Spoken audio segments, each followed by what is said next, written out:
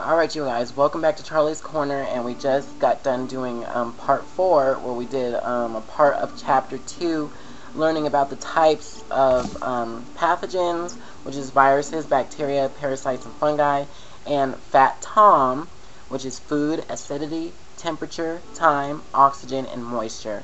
And also learned what TCS stands for, which is temperature control for safety.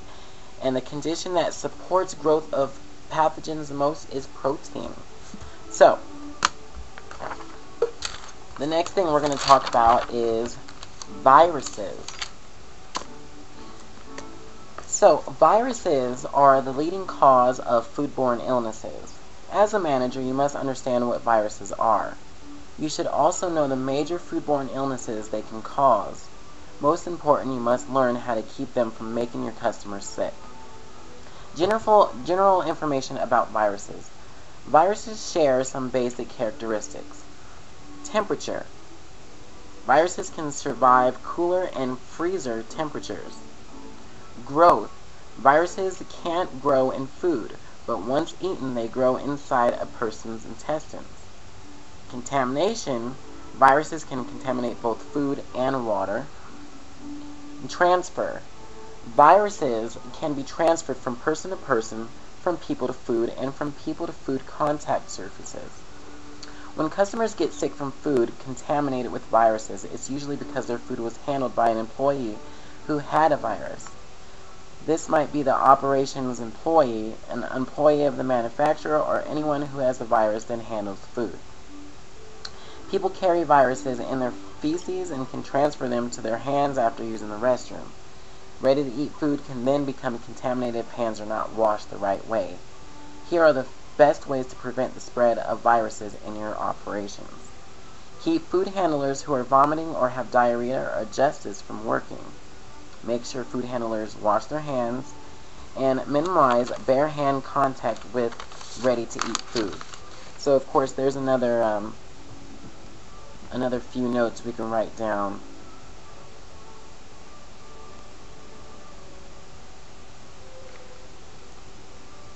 Okay, so keep basically sick workers from working. Wash hands correctly. And actually, there might be some hands-on things that I can actually learn and show you guys as well. And minimize bare hand contact, so always wear gloves.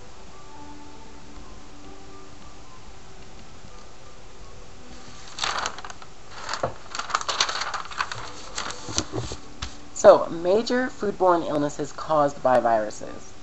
Hepatitis A and norovirus gastroenteritis are two major foodborne illnesses caused by viruses.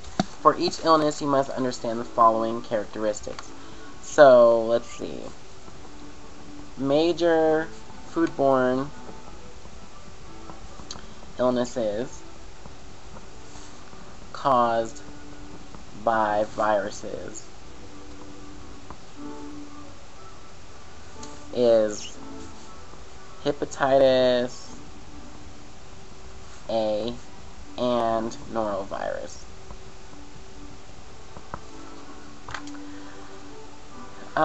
Common source, food commonly linked with it, most common symptoms, and most important prevention measures.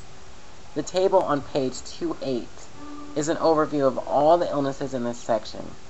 It will help you see similarities and differences that make it easier to remember each illness. Throughout this chapter, you will also see that illnesses have been grouped according to their most important prevention measure. Each illness will be grouped by one of the following measures: controlling time and temperature, preventing cross-contamination, practicing personal hygiene, and purchasing from approved, reputable suppliers. Note that this measure is not the only way to prevent each illness. Other measures are listed in the tables for each illness. These illnesses can be prevented by practicing personal hygiene.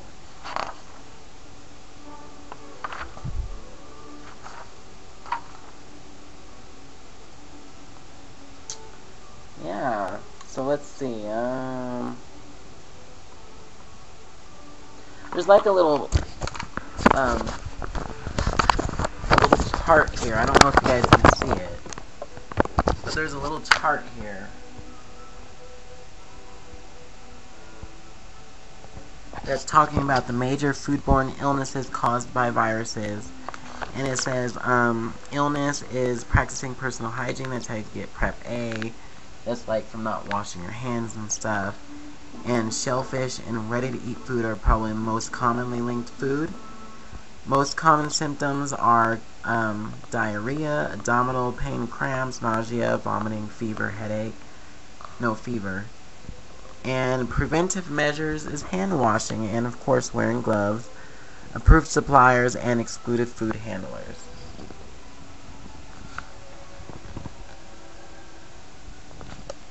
And then, yeah, so basically to prevent from getting any of that is basically washing your hands every time you use the restroom, anything. So there's some parts, like I said, that I'll probably skip over here on the show and go over later by myself. But I'm going to read about what hepatitis A is. It says, hepatitis A is mainly found in the feces of people infected with it. The virus can contaminate water and many types of food. It is commonly linked with ready-to-eat food. However, it also has been linked with shellfish contaminated by sewage. The virus is often transferred to food when infected food handlers touch food or equipment with fingers that have feces on them. Eating only a small amount of the virus can make a person sick. An infected person may not show symptoms for weeks, but can be very infectious. Cooking does not destroy hepatitis A.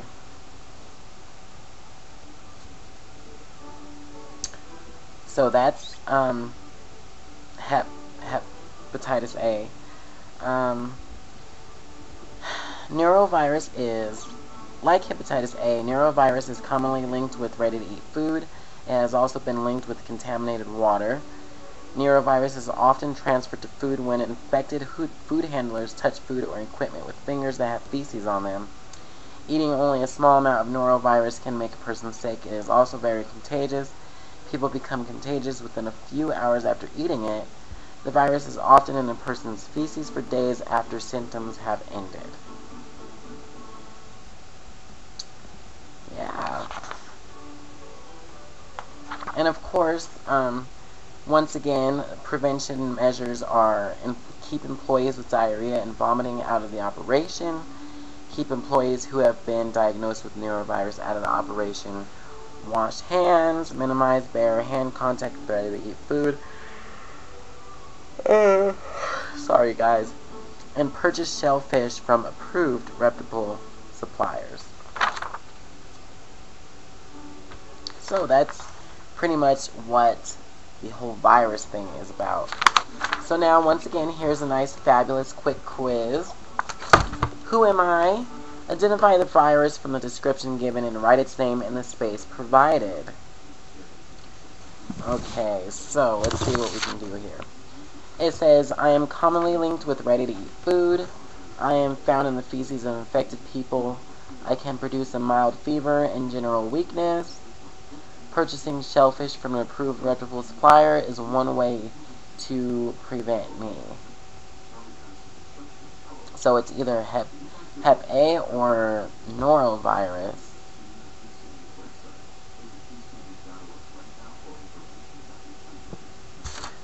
Looking back in my notes, see, this is why it's good to take notes, and hopefully the test will be multiple choice, because yeah, I can remember a lot easier.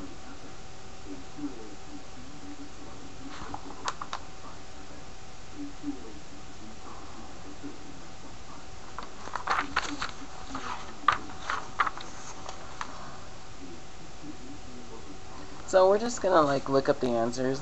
So the first answer was hepatitis A, and the second one was norovirus. Yeah.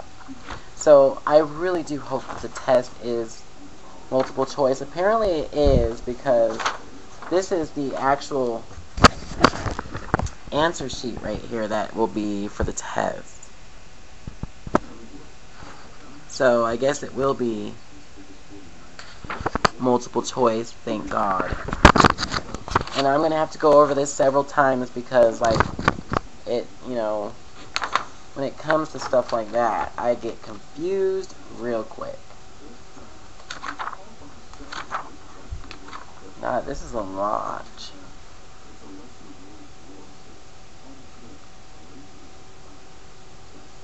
So, that's pretty much about viruses. Now, we're going to read about bacteria. Most foodborne illnesses are caused by viruses, but bacteria can also make people sick. Knowing what bacteria are and how they grow can help you control them. Characteristics of bacteria that cause foodborne illness. Bacteria that cause foodborne illness have some basic characteristics. So, those are temperature. Most bacteria are controlled by keeping food out of the temperature danger zone. Growth. If fat Tom conditions are right, bacteria will grow rapidly, as shown at the left. 1 cell is 0 minutes.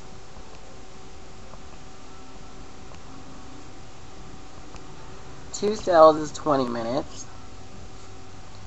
4 cells is 40 minutes. 8 cells is 1 hour. 16 cells is 1 hour and 20 minutes. And 1 billion cells is 10 hours.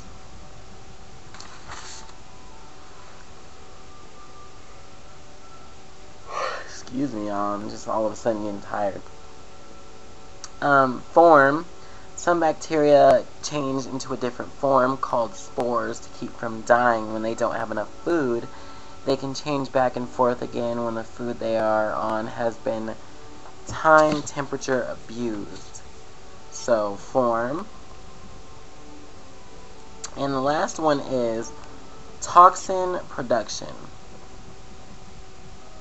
Some bacteria make toxins in food as they grow and die. People who eat the toxins can become sick. Cooking may not destroy these toxins. So, major foodborne illnesses caused by bacteria. For each major foodborne illness caused by bacteria, you must understand these characteristics. Common source, food commonly linked with it, most common symptoms, most important prevention measures. The table on page 213 is an overview of all the illnesses in this section. It will help you see similarities and differences that make it easier to remember each illness.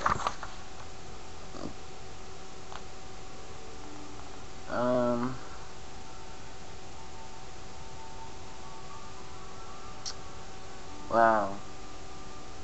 Illnesses that can be prevented through time and temperature control.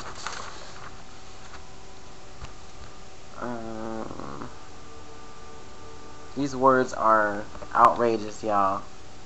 I can't even, it's like, what?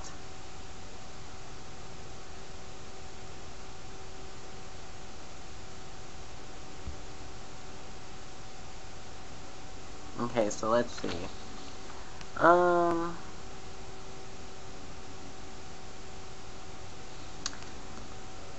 They just basically have a list of the illnesses that can be prevented by using the proper time and temperature. Those are the words that I can't say.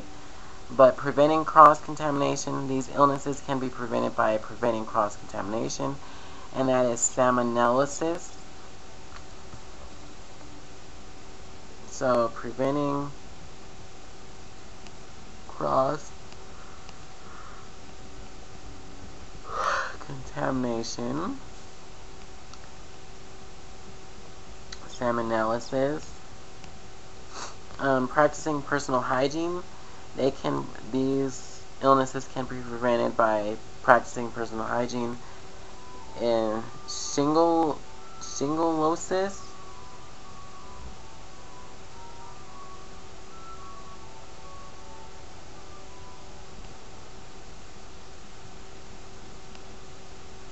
I feel like I'm in some type of like high school or college class or something.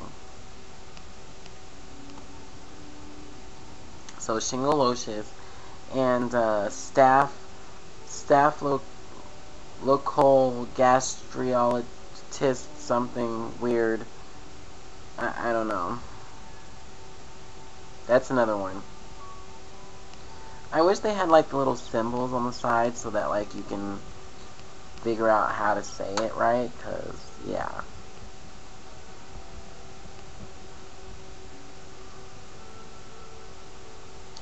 And purchasing from approved reputable suppliers is the Vibrio Vontucus primary sectimelia gastriologist something. Really?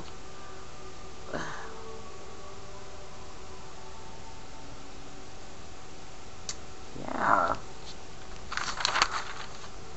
And then they just have a few charts here.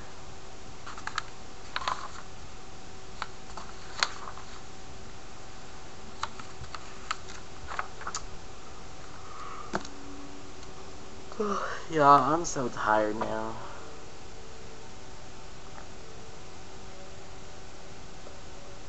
It just came out of nowhere. So, basically, that is the... Well, and we still have, let's see...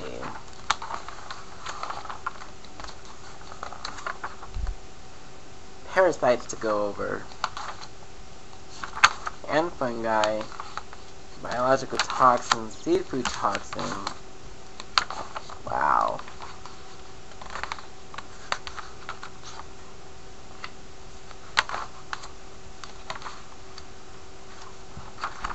Still a little bit to go, but not too much. So, ladies and gentlemen, be sure to go back and check out part 4 and part 4, and check out this video and comment. Let me know what you guys think about that.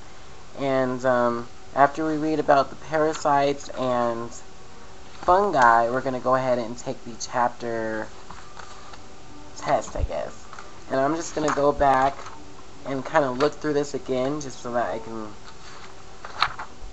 make sure I have some knowledge of it. And I will see you guys on